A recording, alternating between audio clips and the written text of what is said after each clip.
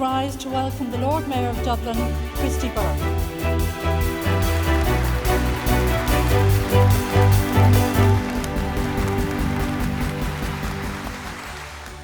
This award changed the lives of many writers, not just the 19 winners, but also the shortlisted authors and the total number of nominated writers over 20 years, now nearing the 3,000 mark.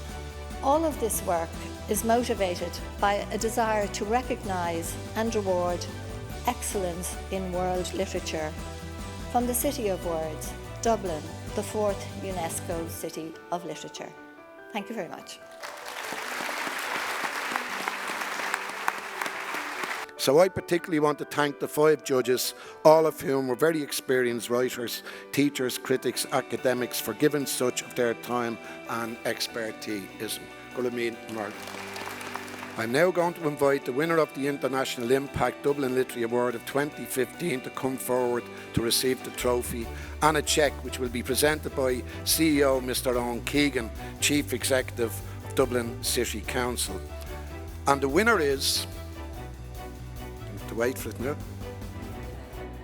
Harvest by Jim Crace.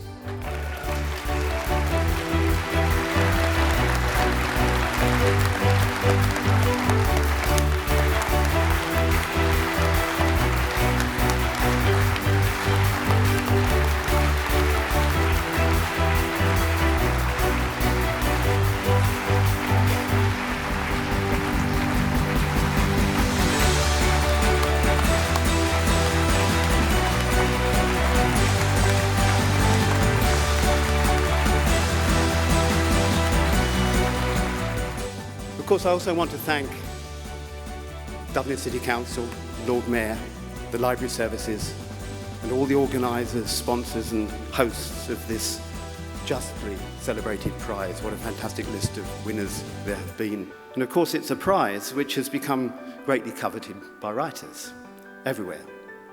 And not only because of the value of the cheque that accompanies it, but also mostly, I really hope mostly, because of the validation it provides to every book that is nominated or long-listed or shortlisted or declared the lucky winner.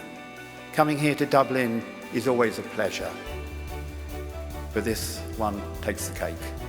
Thank you very much indeed.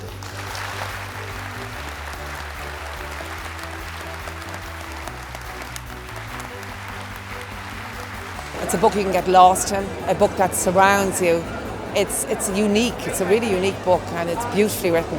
The IMPAC Award has brought him out of retirement. That is, new novel has already started, so I think we're all very, very pleased with that we'll see the fruits of the real success of the IMPAC Award in a few years' time. My writing life has taken a real pump up when I least deserve it.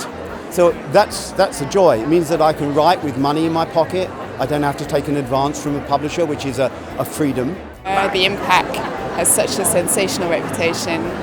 Jim's book has been smiled upon by prizes in the 2 years since publication, but I feel like this is really the pinnacle of its achievement, and it's a very happy day. Beyond anything, beyond the sales, beyond the prize money, the fact that he's going to write another book is fantastic. It was enormous fun judging the award. It was an excuse to read, I think it was 142 extraordinary books, to talk about them, which is a great luxury, to sit around a table with other judges and talk about books, and to celebrate discovering some writers I'd not found before, and a winner who we're all, I think, very proud of having a chance to celebrate. The award was conceived about 20 years ago. Initially we had IMPAC were the sponsor, but we were so pleased with its contribution to the life of the city, and particularly the literary life, that we felt it was well worth continuing, and we're delighted now that it's a City Council initiative sponsored by the City Council and generating, we believe, very significant benefits for the city. The international reach of it is, I think, is unique, and one of the things that makes writers very excited to win it. The way it's nominated, the manner in which it's nominated, it comes from the libraries, so it means that it's sort of open, it's not elitist.